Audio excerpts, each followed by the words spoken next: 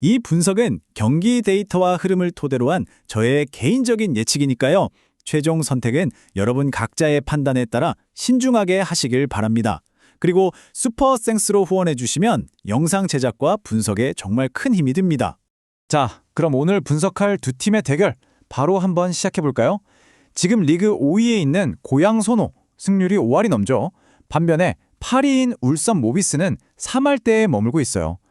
시즌 순위랑 승률만 딱 봐도 두 팀의 기본적인 전력 차이가 확 느껴지시죠?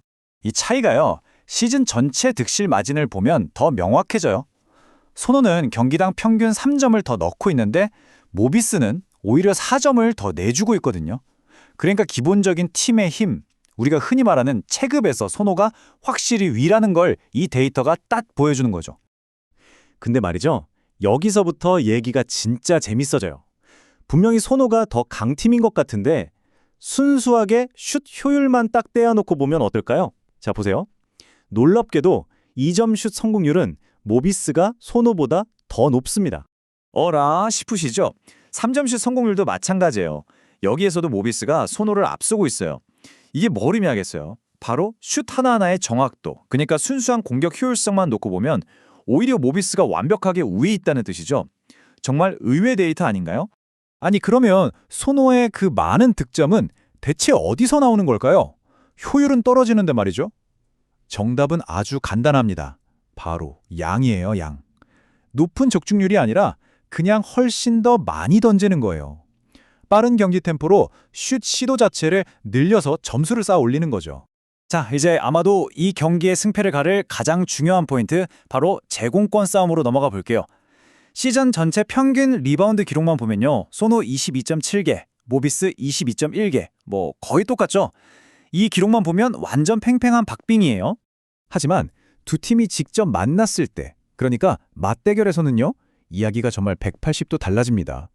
맞대결만 놓고 보면 소노가 경기당 무려 11개나 더 많은 리바운드를 잡아내요. 이건 모비스의 골밑을 그냥 초토화시킨다는 표현이 맞을 정도예요.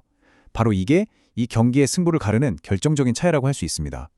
이 엄청난 차이를 만든 딱 하나의 데이터가 바로 이겁니다. 소노가 맞대결에서 기록한 공격 리바운드 성공률, 이게 무려 42.5%예요. 이게 무슨 뜻이냐면 자기들이 슛을 쏴서 빗나가도 그중에 거의 절반을 다시 뺏어온다는 거예요. 수비하는 팀 입장에서는 진짜 맥 빠지는 일이죠. 막아도 막은 게 아니니까요. 그리고 이 골밑 지배력이 당연히 뭘로 이어지겠어요? 바로 득점이죠. 바로 직전 경기에서 이 공격 리바운드를 통해서 소노가 만들어낸 세컨드 찬스 포인트가 23점이었어요. 반면에 모비스는 고작 12점, 거의 2배 차이죠. 사실상 골밑 싸움에서 이미 승부가 갈렸다고 봐도 무방한 수준입니다. 이렇게 소노의 공격을 막기가 힘드니까 또 다른 문제가 터져 나옵니다. 바로 파울 관리죠.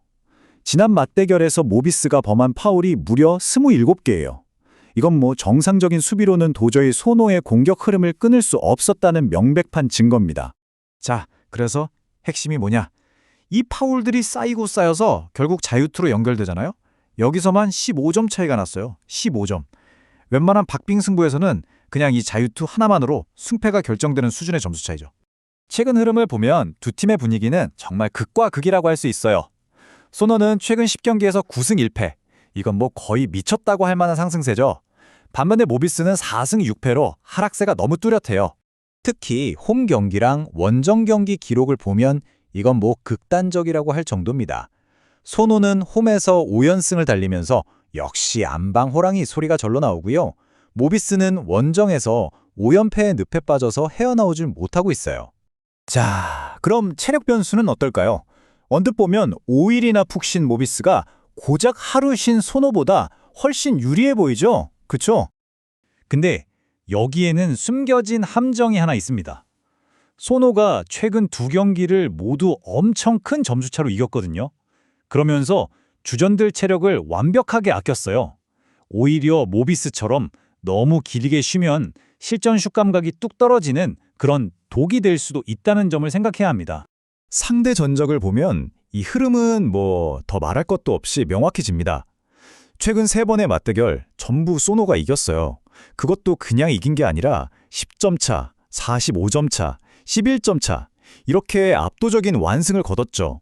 그냥 완벽한 천적 관계라고 봐야 합니다. 근데 진짜 놀라운 건 따로 있어요. 손호가 이 맞대결에서 1쿼터부터 4쿼터까지 단 한 번도 모비스한테 쿼터를 내준 적이 없다는 거예요. 경기 시작 땅 하자마자부터 끝날 때까지 그냥 꾸준히 상대를 밀어붙이면서 리드를 지킨다는 거죠. 이건 정말 완벽한 경기 운영이라고밖에 할 수 없어요.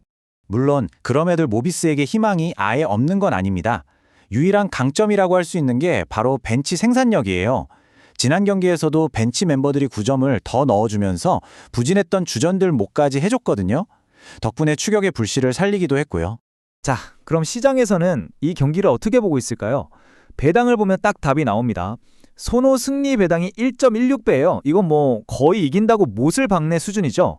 그리고 핸디캡 기준점이 마이너스 7.5점인데 이것도 우리가 앞에서 분석했던 리바운드 차이나 자유투 격차를 생각해보면 손호가 아주 충분히 극복할 수 있는 점수라고 보입니다. 그렇다고 해서 모비스가 이변을 만들 가능성이 아예 제로냐? 그건 아니겠죠. 딱 두 가지 조건이 동시에 일어나야 합니다. 첫째, 갑자기 손호가 평소와 다르게 턴오버를 마구 쏟아내야 하고요. 둘째, 모비스가 정말 죽으림을 다해서 박스아웃을 해서 손호의 공격 리바운드를 완벽하게 막아내야 합니다. 저희 분석에 따르면 이 두 가지 시나리오가 동시에 일어날 확률, 이게 약 18% 정도로 계산돼요. 불가능한 건 아니지만 솔직히 쉽지는 않은 확률이죠. 그래서 이 모든 데이터를 종합했을 때 저희가 내리는 최종 예측은요. 바로 고양 손호의 마이너스 7.5 핸디캡 승리입니다. 결정적인 근거 딱 세 가지만 다시 한번 짚어드릴게요. 첫째, 압도적인 제공권.